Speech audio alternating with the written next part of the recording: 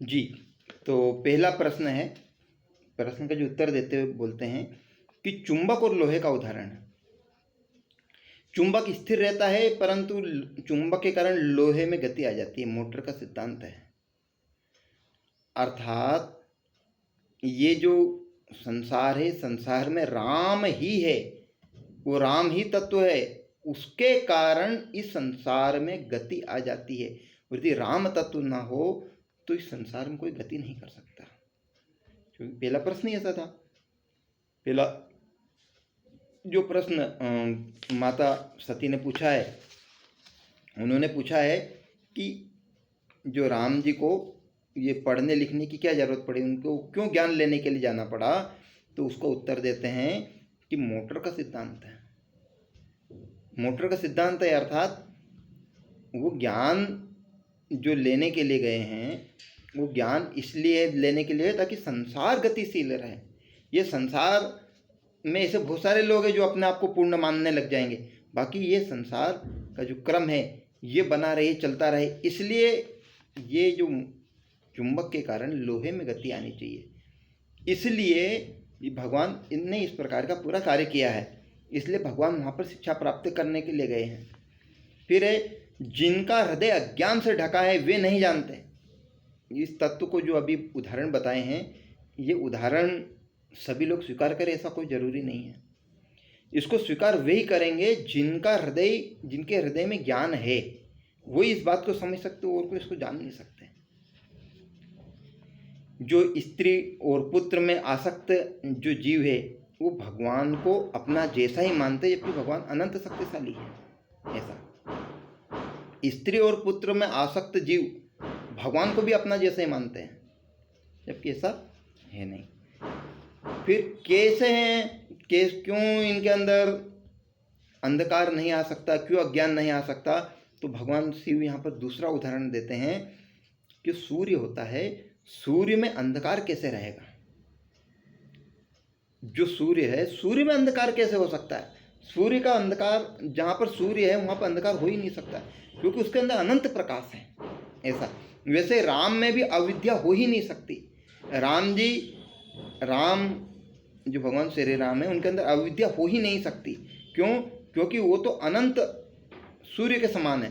तो सूर्य में जैसे अंधकार नहीं हो सकता, ऐसे भगवान श्री राम में अज्ञान नहीं हो सकता। यदि हम ऐसा प्रश्न कर रहे हैं तो मतलब अज्ञान हमारे अंदर है, ऐसा भगवान बता रहे हैं। तीसरा उदाहरण भगवान शिव बताते हैं कि कोई बालक यदि गोल गोल घूमना, अपने स्थान पर गोल गोल घूमने लगता है, तो उसको धरती घूमती हुई दिखती है, पर वास्तव में तो बालक घूम रहा है। पर क्या वस्तुएं घूम रही है क्या? तो वस्तुएं घूम नहीं रही, बाकी घूमती हुई दिख रही है। राम जी वहां पर गए और ये सब कर रहे हैं, ऐसा करते हुए दिख रहे हैं, परंतु दिख नहीं रहे हैं, केवल दिख रहे हैं, परंतु वास्तव में ऐसा है नहीं। इस प्रकार की बातें शिव जी बता रहे हैं। फिर और बताते हैं, बोले सूर्य दिन और रात में भेद नहीं करता।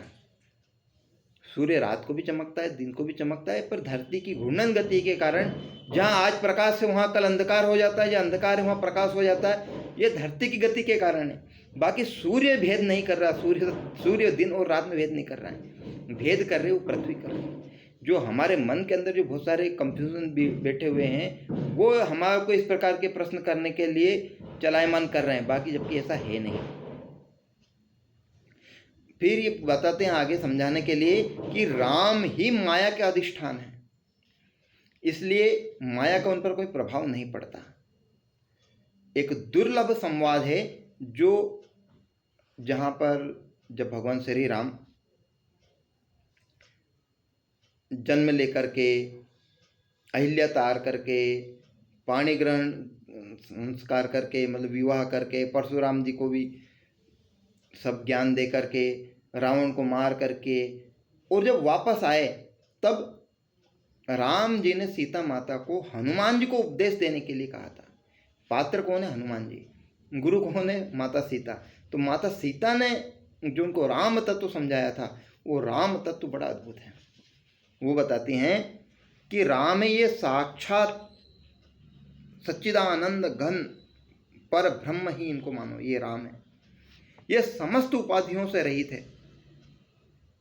ये मन और इंद्रियों के जो सोचता है मन से इंद्रियों से, जबकि ये उन सब के परे हैं। आनंद घन है, निर्मल है, शांत है, निर्विकार है और निरंजन सर्वव्यापक स्वयं प्रकाश पापहीन परमात्मा है।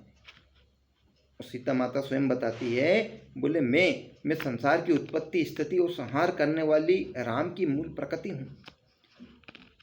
राम ने रघुकुल में जन्म लिया, विश्वामित्र की सहायता की, शिव धनुष तोड़ा, विवाह किया, परशुराम जी को समझाया। ये सभी समझाने के बाद भी इन सभी कार्यों को करने वाली तो बोले मैं हूं। मैं हूं कौन? बोले माता सीता स्वयं है। इन सभी कार्यों को करने वाली स्वयं माँ सीता है। तो राम जी ने क्या किया है? तो राम जी तो स्थिर है, बोले वो तो उनकी इच्छा मात्र से होता है, बोले वो करते नहीं है। तो यहाँ इसमें जो शब्द है प्रयोग हुए हैं वो शब्द बड़े ही अद्भुत है। तो अद्भुत शब्दों को मैं ऐसे बताने का प्रयास करना चाहता हूँ कि क्योंकि ये सामान्य शब्द नहीं, बड़े अद्भुत शब्द है। तो इसको एक बार समझने का प्रयास करते हैं। यहाँ पर क्या लिखा हुआ है कि यहाँ पर वो कहती माता सीता कि भगवान श्री राम की सन्निधि मात्र से की हुई मेरी रचना को बुद्धिमान लोग इनमें आरोपित कर लेते हैं, राम जी को उससे संबंधित मान लेते हैं। अतएव अयोध्यापुरी में अत्यंत पवित्र रघुकुल में इनका जन्म लेना, ये माता सीता कहती हैं, बोले ये सब माया का प्रभाव है। फिर विश्वामित्र की सहायता करना, उनके यज्ञ की रक्षा करना, अहिल्या को शाप मुक्त करना, महादेव जी के धनुष को तोड़ना, तत्पश्चात पाणी ग्रहण करना, परशुराम जी का गर्व खंडन करना, 12 वर्ष तक अयोध्यापुरी में रहना, फिर दंडकारण्य में जाना, विराट का वध, माया मृग रूपी मारीच का मारा जाना, माया रूपी सीता का हरा जाना, तदंतर जटायु और कबंध का मुक्त होना, इन दोनों को भी मुक्त होना, फिर सबरी द्वारा भगवान का पूजित होना, सुग्रीव से मित्रता होना, फिर बाली का वध होना, फिर सीता जी की खोज करना, समुद्र पर पुल बांधना, लंकापुरी को घेर लेना तथा पुत्रों के सहित दुरात्मा रावण को युद्ध में मारना एवं विभीषण को लंका का राज्य देकर पुष्पक विमान द्वारा मेरे साथ अयोध्या लौट आना, फिर श्री राम का राज्य पद पर अभिषिक्त होना इत्यादि ये सभी समस्त कर्म यद्यपि सीता माता बोलती मेरे ही किए हुए हैं, तो भी अज्ञानी लोग उन्हें इन निर्विकार सर्वात्मा भगवान राम में आरोपित करते हैं। ये राम के बारे में बताते हैं, ये राम वास्तव में ना तो चलते हैं, ना ठहरते, ना शोक करते हैं, ना इच्छा करते हैं, ना त्यागते हैं, न ही कोई अन्य क्रिया करते हैं। ये आनंद स्वरूप अविचल और परिणामहीन है, केवल माया के गुणों से व्याप्त होने के कारण ही ये वैसे प्रतीत होते हैं, ऐसा यहाँ पर बतलाया गया है। यहाँ पे एक और बताते हैं कि श्री रामचंद्र जी के सम्मुख खड़े हुए हनुमान जी से स्वयं कहा मैं तुम्हें आत्मा अनात्मा और परमात्मा का तत्व समझता हूँ। इस तत्व को समझने में मुझे भी 3 दिन लग गए, तब जाके समझ में आया है कि क्या कहना चाह रहे हैं। अब चूँकि यहाँ पर बड़ी क्लिष्ट भाषा में, इसलिए बहुत सरल भाषा में समझाने का प्रयास करता हूँ। यहाँ पर शब्द है महाकाश, आकाश और प्रतिबिंबकाश। इसका वर्णन करते हैं कि एक है महाकाश। महाकाश अर्थात जो आकाश तत्व है, आकाश तत्व सभी जीवों के अंदर है, जो अनंत आकाश पूरी पृथ्वी के आसपास फैला हुआ वो है अनंत आकाश, महाआकाश इसे यहाँ पर नाम है। दूसरा है जलभिन्न आकाश, क्योंकि ये किसी तालाब के पास खड़े हुए हैं, इसलिए तालाब के अंदर दिखने वाला, एक तो ऊपर दिख रहा है, दूसरा नीचे दिख रहा है। कहाँ पर दिख रहा है? तो तालाब के अंदर दिख रहा है। तो तालाब के अंदर दिखने वाला जलभिन्न आकाश, जो केवल छोटी सी तरंग में दिखना ओझल हो जाता है, वो वाला आकाश। और तीसरा है प्रतिबिंबाकाश। प्रतिबिंबाकाश अर्थात कल्पना वाला आकाश। तो ये 3 प्रकार के आकाश यहाँ पर बताए गए हैं। अब यहाँ पर और वर्णन बताते हैं कि इसी प्रकार चेतना के भी 3 स्वरूप बताएं। 3 स्वरूप कौन से हैं? एक तो समस्त विश्व की चेतना, बोले तो प्रभु की चेतना अर्थात भगवान की चेतना। दूसरा है मनुष्य के अंदर की चेतना, किसी व्यक्ति के अंदर जो आत्म तत्व है उसकी चेतना है 2। और तीसरा चेतना का केवल आभास होना, बस मैं जिंदा हूँ इसका आभास भर होना, ये है काल्पनिक चेतना। ये है यहाँ पर, ये इस बहुत बड़ा चैप्टर था, इसको मैंने बहुत शॉर्ट में इसमें बताने का प्रयास किया। फिर आगे शब्द आता है तत्वमसि। तत्वमसि पे बहुत चिंतन हुआ है यहाँ पे। तत्वमसि का अर्थ होता है कि तू वही है जो भगवान है। तत्वमसी, इस तत्वमसी को जो जान लेता है फिर उसके लिए कुछ जानना शेष नहीं बचता है, फिर वो भगवान की कृपा पात्र होने के योग्य व्यक्ति हो जाता है ऐसा। और यदि कोई